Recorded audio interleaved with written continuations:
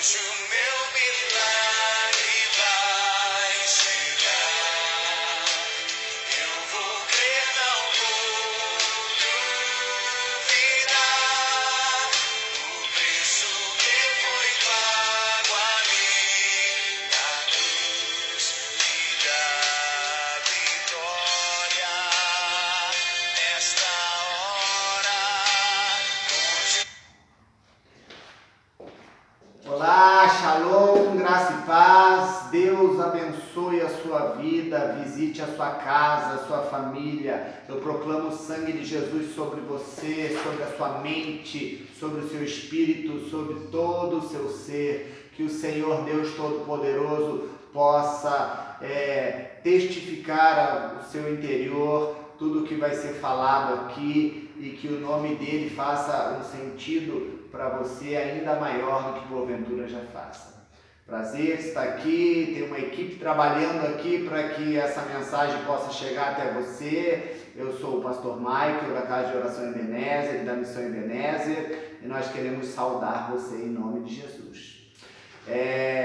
Por esses dias onde estamos passando por ajustes, dias onde uma pandemia global tem alcançado e mudado a nossa vida, a nossa rotina, nós estamos aqui para proclamar uma mensagem de fé da parte do Senhor e dizer que independente das coisas que estão acontecendo, que tem mudado rotinas, trazido preocupação, trazido angústia, trazido incertezas para tantas e tantas e tantas pessoas, nós estamos aqui para dizer que Deus ainda é um Deus de certezas. E aquilo que Ele falou se cumprirá. E nada e ninguém, e nem tampouco alguma circunstância pode impedir o cumprimento daquilo que saiu da boca de Deus.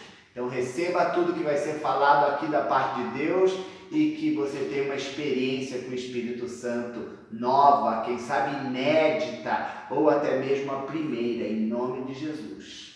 Queria que você aí onde você estivesse, colocasse a mão no seu coração, se assim você se sentir melhor, e que você pudesse orar comigo. Espírito Santo, nós queremos lhe bendizer, queremos saudar o Senhor, a sua presença. O Senhor é tão real, é tão verdadeiro e o Senhor é o único que pode preencher o mais íntimo do ser de qualquer pessoa. O Senhor pode visitar as profundezas da alma, do espírito e cada parte do corpo fisiológico também. E eu oro, Senhor, para que a tua mensagem seja nessa hora, Senhor, ministrada ao coração das pessoas que estão vendo e que o Senhor tenha toda a liberdade aqui nesse estúdio para nos guiar e nos conduzir. Em nome de Jesus. A fé não tem barreiras, a fé não tem fronteiras e muito menos a tua voz. Por isso, usa os meios de comunicação, usa essa internet e usa tudo que preparamos aqui para a tua glória. Nos colocamos debaixo do nome do sangue de Jesus Cristo, o Senhor, e declaramos que tu és bem-vindo aqui, Espírito de Deus. Faz aquilo que só o Senhor pode fazer, que é convencer as pessoas sobre a verdade que está em Cristo Jesus. Tudo para a tua glória. Aleluia. Amém? Glória a Deus. Eu quero compartilhar com você algumas coisas dentro desse tempo, né? Domingo de Páscoa, estamos no nosso calendário celebrando essa data e esse é um tempo muito, muito significativo. Tempo onde a maioria das pessoas se reúne em família, trocam presentes, tem tempos e momentos juntos, na sua grande maioria, é um tempo esperado. Em paralelo a isso, também existe uma Páscoa pelo padrão humano, comercial, e tudo isso faz parte, está acontecendo ao mesmo tempo. Mas a nossa missão aqui hoje é falar para você da verdadeira Páscoa, que é a Páscoa do Cordeiro. A verdadeira Páscoa não é a Páscoa do coelho, é a Páscoa do Cordeiro, E a Bíblia diz que o Cordeiro que vem da parte de Deus, ele é poderoso para tirar todo o pecado que está aprisionando a humanidade, as pessoas. E o sangue que ele derramou é suficiente para isso. Você crê? É isso mesmo. Então, sobre Páscoa, eu quero compartilhar algumas coisas com você hoje. E, importante já começar dizendo o que significa Páscoa. Páscoa representa passagem. A palavra Páscoa, no seu original, significa passagem. Agora, passagem de onde para onde, pastor? Passagem da morte para a vida, principalmente. Passagem de uma vida velha para uma vida nova. Passagem de uma vida, quem sabe, oprimida, opressa, desgostosa, sem sentido, para uma vida agora com propósito. Glória a Deus. Deus pode fazer essas coisas. Ele é especialista em tirar alguém do marasmo, de uma vida sem sentido, para uma vida plena. Ele prometeu. Aleluia. Então, Páscoa significa isso. Principalmente passagem. E Páscoa não é uma invenção da cabeça do homem. Páscoa não é uma invenção humana. Não foi um homem que disse, eu quero fazer uma Páscoa assim. Não, foi o próprio Deus. E a Bíblia diz no livro de Êxodo, a partir do capítulo 12, que o próprio Deus escolheu celebrar essa festa. Ele mesmo, nas suas perfeitas ideias, decidiu estabelecer no calendário uma festa chamada Páscoa, que nesse momento o povo que ele criou para ser livre, o povo hebreu, o povo de Israel, estava num contexto escravizado, aprisionado, escravos no Egito, pela vara de ferro de Faraó, pelo governo opressor de Faraó, e agora eles estavam sendo convidados pelo próprio Deus para saírem dessa condição e virem para uma nova terra, para um novo lugar, para um novo ambiente, aonde Deus seria de fato o orientador, o líder deles para uma vida plena, uma vida sem opressão, uma vida sem sobrepesos.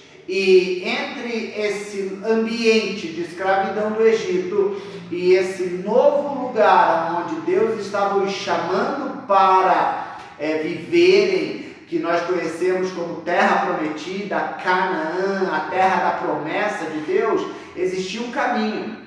Então, entre o lugar da escravidão e o lugar da graça de Deus e da promessa de Deus, existia um caminho chamado deserto. E é justamente nesse caminho de transição, que também chamamos de deserto, e geograficamente de fato era um deserto, o lugar onde Deus decidiu celebrar a Páscoa. Deus é um Deus de festa, independente das circunstâncias, Deus se alegra. E eu não sei você, mas em meio a tantas coisas que acontecem em nosso dia a dia, coisas que nós computamos que não são tão positivas assim, outras que nós catalogamos como que nem deveriam fazer parte da nossa história, mas acontecem, às vezes coisas que nós nem podemos evitar, mas eu acredito, pelo menos esse é o meu testemunho, eu posso me alegrar muito mais pelos benefícios da graça de Deus do que pelas adversidades, pelas circunstâncias, e eu conheço muitas e muitas pessoas que têm motivos de sobra para agradecer. Que tal agradecermos agora simplesmente por estarmos vivos, respirando? Isso é uma graça de Deus, porque se não respirarmos mais, se parar o nosso organismo, já foi, acabou-se. Nada mais pode ser feito, mas enquanto estamos vivos, já é o motivo principal para que a gente agradeça e para que a gente continue sonhando ou comece a sonhar. Eu estava falando sobre esse tempo de passagem. Há 2 domingos atrás, eu comecei falando exatamente sobre a Páscoa, o significado da Páscoa e as orientações específicas de Deus para esse tempo e essa Páscoa. E eu frisei ali em duas coisas principais. A primeira delas é que Deus promoveu essa festa e dentro dessa festa, desse convite para sair da escravidão e agora vir para uma nova vida, Deus decidiu qual seria o cardápio dessa festa. Você sabe qual é o cardápio dessa festa? Não é chocolate, não é doce, ainda que isso seja uma bênção, né? A gente fica até com água na boca quando vê um docinho, né? A maioria das pessoas, pelo menos. Mas a festa bíblica da Páscoa, pelo que as Escrituras nos ensinam, não era esse o prato principal da Páscoa. Era o cordeiro mesmo, um animal, cordeiro escolhido ali, feito na brasa, um churrasco mesmo, acompanhado de ervas amargas, e tudo isso tem um significado. O cordeiro que iria ser morto e deveria ser dividido entre as famílias. Se a família fosse muito pequena para um cordeiro, Deus falou para chamar os vizinhos, convidar outras pessoas e junto comerem o cordeiro de forma apressada. As ervas amargas eram para que eles sentissem um gosto amargo mesmo, e isso promovesse uma memória neles para que eles se lembrassem que esse gosto amargo era similar à vida amarga que eles tinham lá no Egito, debaixo do governo opressor de Faraó. Então, esses elementos da festa tinham um significado especial. E além do cardápio da festa, Deus disse ao povo como eles deveriam celebrar essa Páscoa. E Deus disse a eles: vocês devem celebrar a festa da Páscoa com os seguintes comportamentos. Vocês devem ter um cajado na mão, que significa autoridade, sandálias nos pés, que representa filiação. Escravos não andavam calçados, escravos andavam descalços, os senhores andavam calçados. Então, como Deus estava querendo tirar o povo da escravidão, uma das coisas que Deus fez questão de mencionar e de dizer a eles que era um comportamento para esse tempo era calçar os pés, porque eles não seriam mais escravos se decidissem seguir a orientação de Deus. E o cajado nas mãos, como eu falei, e cinto em seus lombos. Efésios capítulo 6 fala sobre uma vestimenta para dias de guerras, que a Bíblia chama de armadura de Deus. E essa armadura de Deus tem um item, um acessório chamado cinturão da verdade. Então, quando Deus, o Senhor, estava falando através da liderança de Moisés, que foi o escolhido para tirar o povo do Egito e conduzi-los à terra de Canaã, Deus estava dizendo a eles: eu quero que vocês comecem a viver uma vida de verdade. E vocês podem viver essa vida de verdade andando segundo a minha orientação. As sandálias significam a mensagem de Deus. O próprio livro de Efésios, no capítulo 6, também fala as sandálias do Evangelho que promove a paz. Então, na autoridade da voz do Senhor, nós podemos andar segundo a sua palavra e nós podemos começar a viver em verdade. Detalhe: a verdade sempre triunfará sobre a mentira. Existe alguns tipos de vida. Existe a vida verdadeira, como a Bíblia diz. E se existe vida verdadeira, é porque existe a vida falsa. Jesus usava uns termos assim que nos fazem pensar. Um deles era, Jesus falava em verdade eu vos digo. Ele falava 2 vezes a palavra verdade em muitos momentos. Por quê? Porque a verdade que estava no coração dele era a mesma que saía pela boca dele. Ou seja, ele só tinha uma única verdade, que era a verdade vinda do Espírito Santo, que era o pastor da vida dele, o perfeito Senhor para ele, e é para nós também. Então falamos essas coisas todas há 2 domingos atrás, e no domingo anterior, agora que passou, o pastor Ricardo Mânica, ele nos ministrou e falou sobre o amor de Deus, sobre o incondicional amor de um Deus que é Pai, e ele falou e nos ensinou com uma propriedade orientada por Deus, baseado no livro de Coríntios, capítulo 13, falando sobre o amor e as características do amor do tipo de Deus.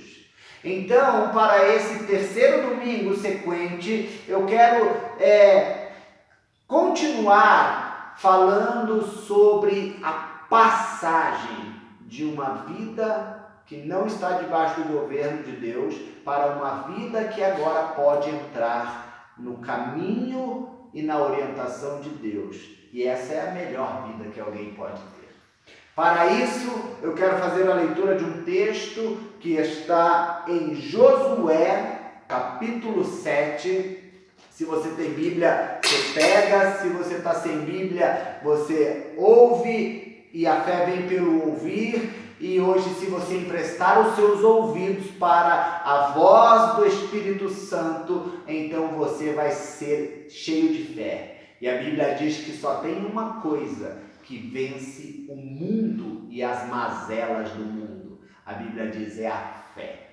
Ei, os dias que nós estamos vivendo são dias maus. São dias onde as notícias são ruins. Notícias de peste, de destruição, notícias de pandemia, vírus, doença, desemprego. É só notícia ruim na sua maioria, mas Deus tem uma boa notícia para você. O Evangelho é exatamente as boas notícias da parte de Deus. Eu quero te dizer que Deus pode levar você para uma vida além dessa que está sendo anunciada. Ele pode dar um up no nível da sua vida, mas para isso você precisa ter fé. Fé na sua voz, fé no que ele diz, e isso vai fazer você mais do que vencedor em Cristo Jesus. Amém? Você recebe? Glória a Deus. Então Josué, capítulo 7, vai nos ensinar muitas coisas. Eu quero ser breve, não quero me estender muito, mas quero ser bem pontual em algumas coisas. Então, o tema dessa mensagem eu vou dar de desafios da transição. O tema dessa mensagem é desafios da transição. Por que desafios da transição? Estamos falando de Páscoa, de passagem, de um tempo de transição. E em toda transição existem desafios. E é sobre esses desafios bem pontuais para esse tempo que eu quero compartilhar com você. Josué, capítulo 7, vai dizer o seguinte: prevaricaram, desobedeceram, se rebelaram os filhos de Israel nas coisas condenadas por Deus. Acã, um homem, era o nome dele, Acã, filho de Carmi, filho de Zabdi, filho de Zera, da tribo de Judá, tomou das coisas condenadas. A ira do Senhor se acendeu contra os filhos de Israel.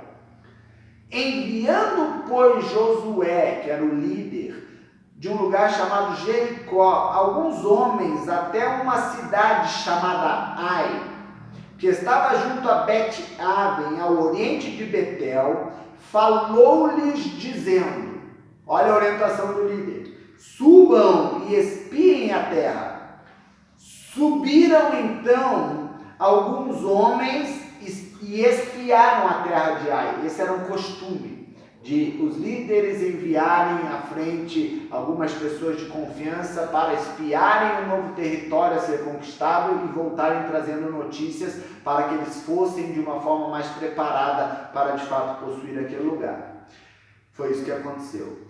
Versículo 3. Voltaram a Josué aqueles que foram enviados e disseram: olha, não suba todo o povo, suba apenas 2 ou 3 mil homens e nós vamos conquistar Ai. Não precisa gastar ou cansar todo o povo, porque os inimigos são poucos. Assim, subiram apenas uns 3 mil homens, e esses que foram enviados fugiram diante dos homens de Ai. É interessante, vamos parar até aqui para a gente processar o que está sendo falado. Nesse tempo de transição, com todos os desafios desse caminho de transição do deserto, esse deserto, ele não era um deserto desocupado. Toda a trajetória, desde a saída do Egito até a chegada na terra prometida, até Canaã, nesse caminho tinham vários povos, pessoas que habitavam no deserto, famílias, comunidades, cidades, várias. E uma dessas cidades era Ai. Ai era uma cidade que ela estava localizada logo após Jericó. Talvez você já esteja bem familiarizado com a palavra Jericó e com aquilo que diz respeito à cidade de Jericó. Um dos principais quesitos da cidade de Jericó, ela era conhecida porque ela era uma cidade fortificada. Então, Jericó era uma cidade considerada segura. Há quem diga, e quem estudou para fazer esse tipo de análise, que os muros da cidade de Jericó, eles tinham de diâmetro, de largura, de 15 a 20 metros. Imagina, hoje uma parede na nossa casa, por exemplo, deve medir de 15 a 20 centímetros, que é o tamanho de um tijolo, e isso já nos promove uma segurança. Agora imagine uma parede de 15 a 20 metros. Era considerada a cidade mais segura que se conhecia nos tempos antigos. Era considerada como uma cidade impenetrável.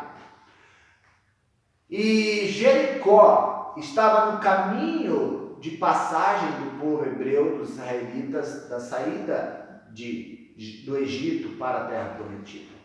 Eles iam andando, dando passos nesse caminho de transição no deserto, e agora eles estavam diante de uma outra cidade e eles precisavam ultrapassar essa cidade. Se não em todos os lugares, mas na maioria deles, o povo encontrava resistência. O povo que estava localizado ali no meio do caminho era um povo que não queria permitir a passagem. Pedágio era cobrado, as riquezas que o povo possuía ou alguma coisa de valor tinha que ficar ali como um pedágio para eles poderem avançar. Hoje, nos nossos dias modernos, a gente viaja de uma cidade para outra e a gente se depara com umas cancelas ou chancelas de pedágio. Você só passa ali se você pagar. Se você não pagar, você volta. Ou não passa. Isso já vem de muito tempo. Então, para que o povo pudesse avançar no seu trajeto, eles precisavam superar esses desafios do caminho. Ou pagando, ou se submetendo a trabalho para o povo que estava ali diante deles, ou guerreando mesmo, travando luta de sangue, espada, para conquistar a cidade, submeter o povo que estava ali à servidão e continuar a jornada. Jericó foi o maior dos desafios, naturalmente falando, do povo de Israel em toda a trajetória. Mas quando eles se depararam com aquela cidade fortificada, olharam aquelas muralhas incríveis, eles pensaram: acabou o nosso trajeto, porque daqui a gente não passa. A gente não tem como vencer esse povo, a gente não tem como destruir essas muralhas, conquistar esse território e avançar na orientação de Deus. Até que os líderes, Moisés principalmente, recebeu uma orientação de Deus e Deus, como estava querendo ensinar eles ao longo de todo o caminho a depender de Deus, a levar uma vida orientada por Deus, a entenderem que Deus era o Criador, mas a pessoa que mais amava eles em toda a existência. E esse caminho de ensino e de dependência de Deus agora teria uma lição em Jericó.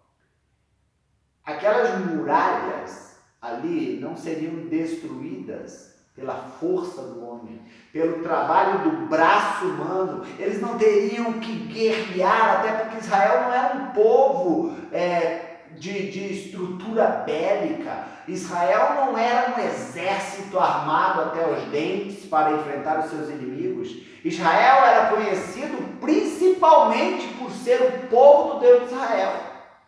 E os povos achavam isso uma loucura, por quê? Porque os outros povos, eles tinham uma imagem, eles tinham algo para pegar, eles tinham algo que eles podiam até cheirar se quisesse, eles tinham algo que estava palpável à mão deles, era o Deus de cada povo e de cada cultura. Mas quando se falava do Deus de Israel, não se pegava, não se apalpava, era algo que não se via com os olhos naturais. Mas era algo que testificava dentro deles.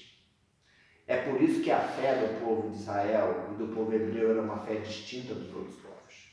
E é esse Deus invisível, é esse Deus que aos olhos naturais nem existe, é esse o Deus verdadeiro e criador que o povo acreditava.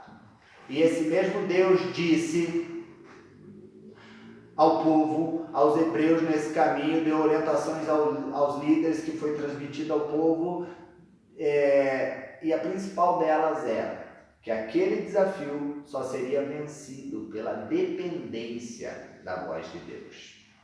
Uau!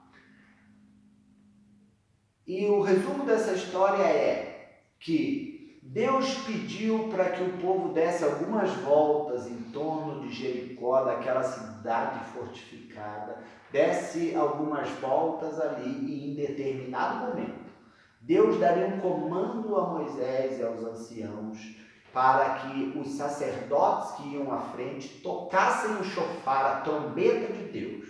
E ao tocar a trombeta de Deus pelo sinal da voz de Deus, o povo todo deveria gritar.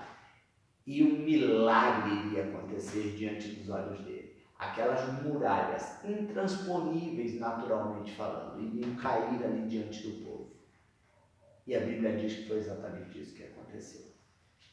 Então, após eles terem vivido algo tão grandioso, tão tremendo, a gente vai ver outros milagres na Bíblia que, logicamente, é difícil de a gente acreditar tão fácil, como abrir um mar vermelho para um povo passar. Meu Deus, que coisa grandiosa, que coisa poderosa, ser suprido por Deus com codornizes vinda do céu, carne descendo do céu, de ave para o povo não passar fome, coluna de fogo para o povo não passar frio, nuvem de proteção para o povo não morrer de tanto calor, e tantas outras coisas, um maná, o pão do céu que descia uma vez por dia para alimentá-los, um povo andando anos e anos no deserto e os calçados, as sandálias não se gastarem pelo cuidar de Deus.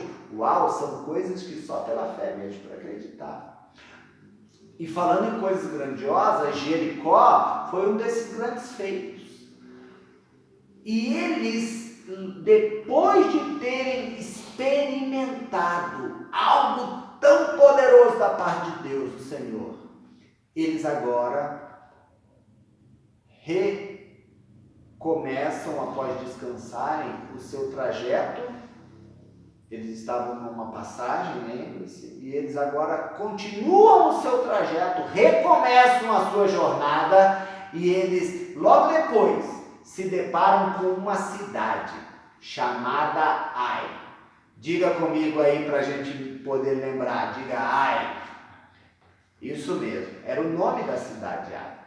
Ai era uma cidade tão pequena, mas tão pequena comparado a Jericó, que esses dias eu encontrei uma pessoa e a gente estava conversando, dialogando, e eu perguntei para ela, onde é que você nasceu? Ela falou, pastor, eu nasci numa cidade que nem no mapa tem, lá no interior de Minas Gerais.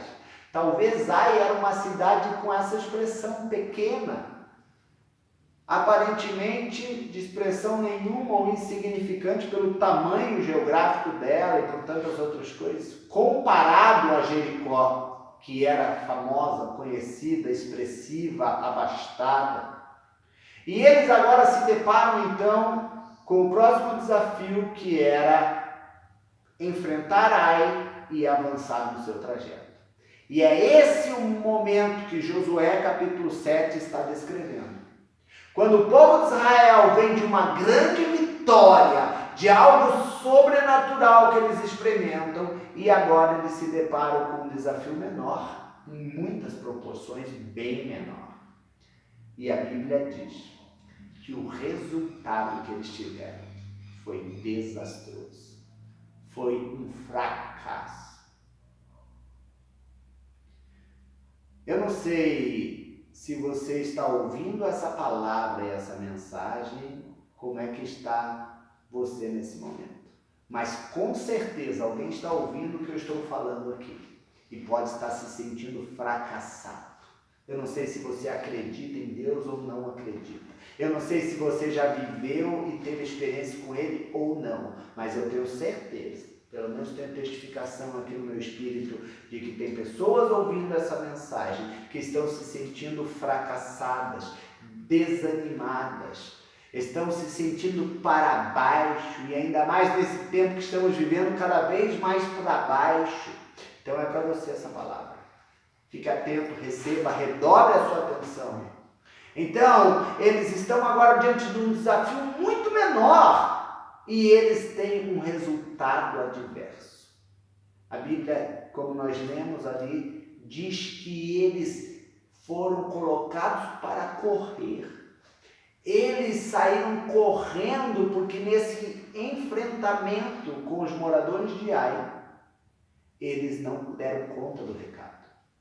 Lembra que Josué, discípulo de Moisés, agora na liderança do povo, enviou os espias foram, contemplaram a terra, voltaram, deram um relatório, trouxeram seus conselhos, Josué acatou o conselho deles e agora Josué decide enfrentar aquele desafio segundo o conselho que recebeu daquelas pessoas da sua confiança. Deixou a maior parte descansando ou ocupado em outros afazeres e enviou uma parte muito pequena ou reduzida do exército para aquele desafio. E o resultado foi adverso. Aqui nós podemos entender um princípio e tomar como lição que nós não podemos ou não devemos menosprezar os desafios do nosso caminho, principalmente em tempos de transição. Nós não podemos baixar a guarda no meio da guerra e dos enfrentamentos, nós não podemos achar que tudo está bem, que nada mais temos que fazer ou que temos que fazer pouco, porque já está tudo certo. Agora eu já não estou tão escravo, agora eu já não estou mais tão opresso, agora a minha vida já melhorou em relação ao que era. Ei, o caminho proposto por Deus e a vida proposta por Ele é progressiva, contínua e crescente. É hoje eu estar tanto quanto ou mais empolgado, animado do que eu estava ontem.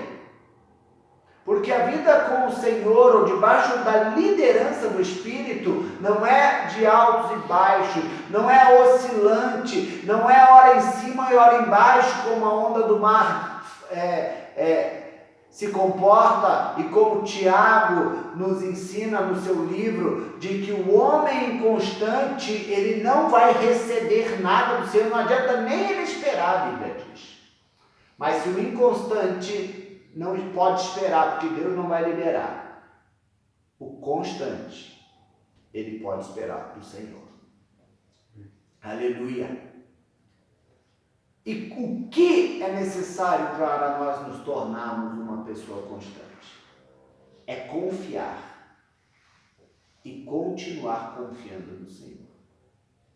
É lembrar, trazer à memória, como a Bíblia diz, as coisas que nos trazem esperança. Ei, talvez Deus falou com você alguns dias atrás já, talvez alguém que você conhece, ou até mesmo um desconhecido, falou para você algo como um recado da parte de Deus, e aquilo te animou, aquilo trouxe ânimo para você, aquilo trouxe fé, aquilo trouxe esperança, e agora, por um motivo ou por outro, outras notícias já entraram pelo seu ouvido, outras mensagens já vieram de encontro a você, e aquela ficou esquecida, ou aquela ficou descredibilizada. Ei, se foi Deus que falou, você precisa de novo trazer isso à sua memória, e de novo trazer isso para dentro de você, para que você se anime de novo. Não tem outro recurso, não tem outra saída, não tem outro comportamento assertivo para ter um tempo de transição, a não ser perseverar.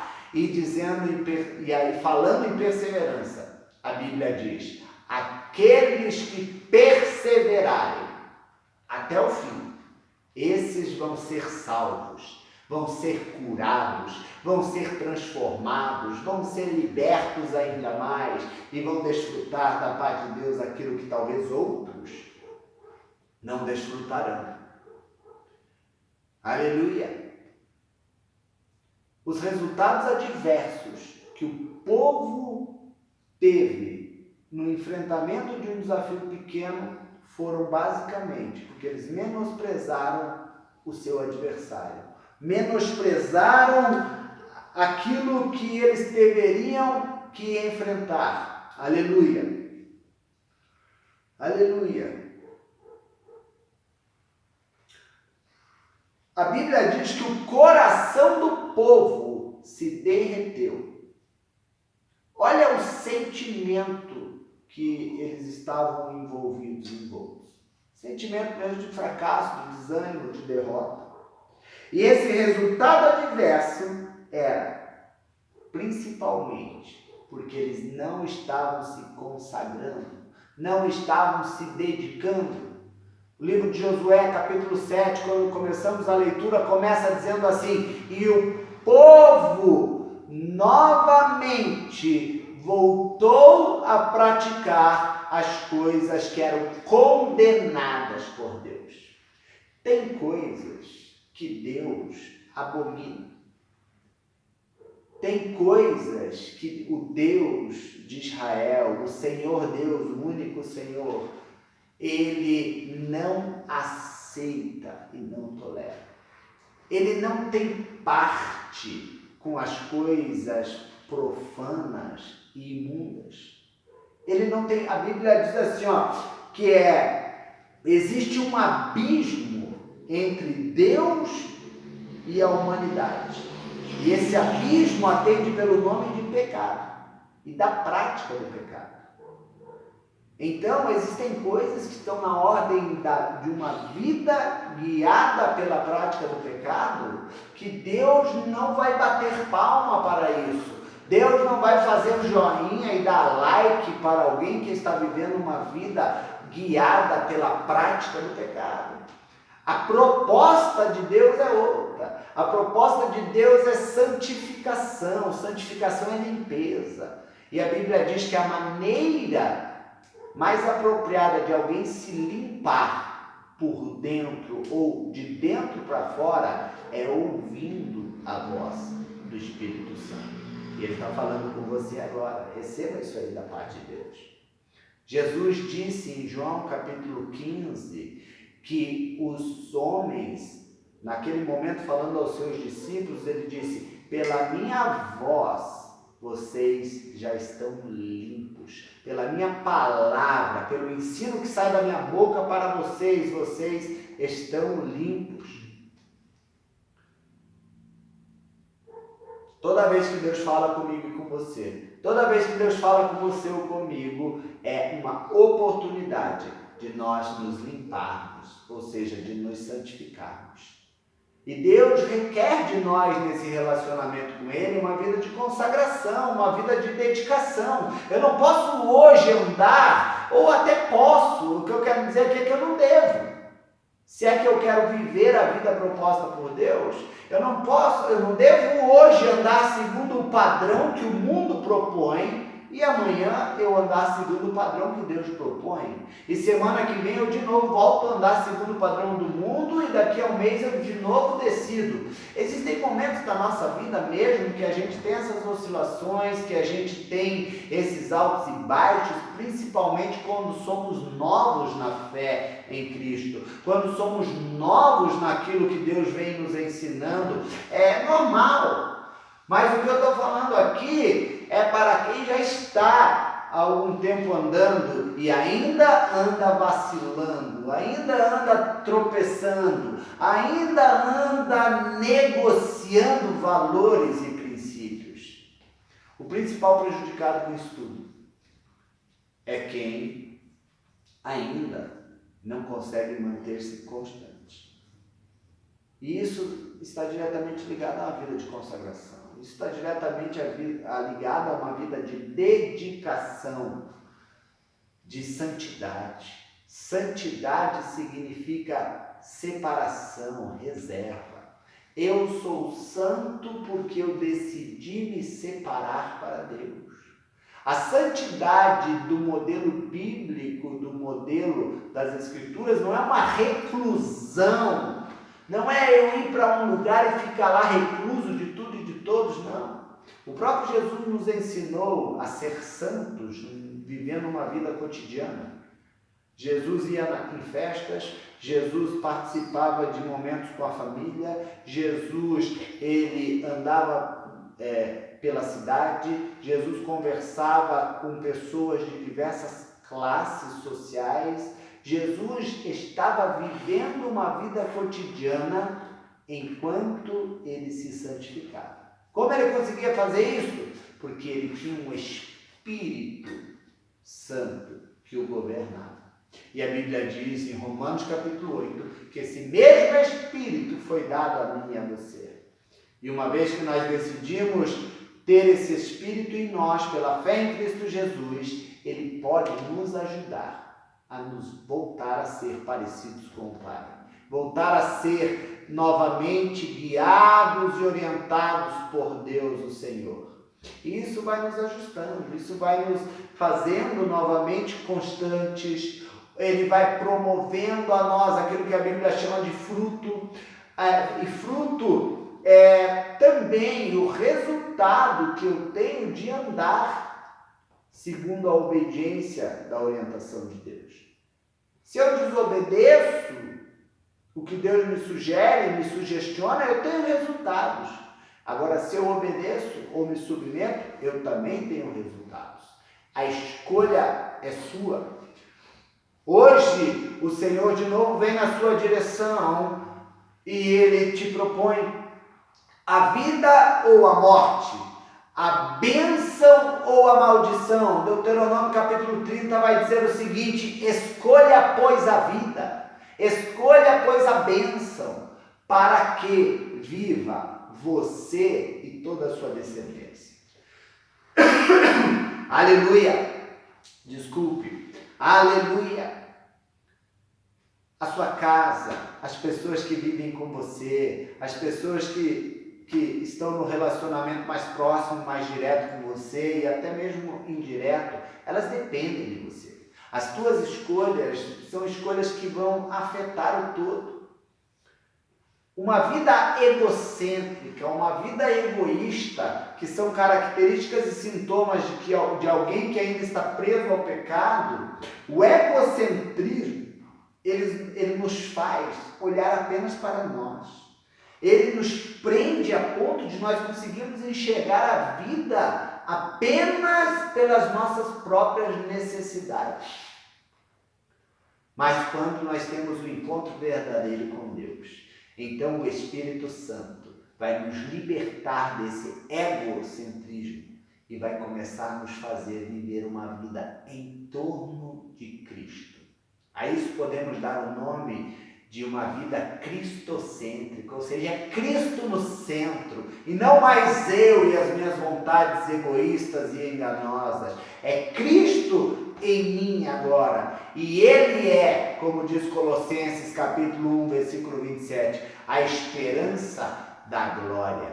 Ei, o Senhor tem esperança para você. O Senhor tem um novo recomeço para você. Aproveite esse tempo de Páscoa. Faça uma reflexão sobre como tem sido a sua vida. Quais são os valores e os princípios que têm orientado e norteado o seu caminho, os seus passos. E se você chegar à conclusão de que você precisa de mudança, você precisa de uma nova orientação, aí aproveita essa que eu estou te dando da parte de Deus. Deixa o Senhor guiar você.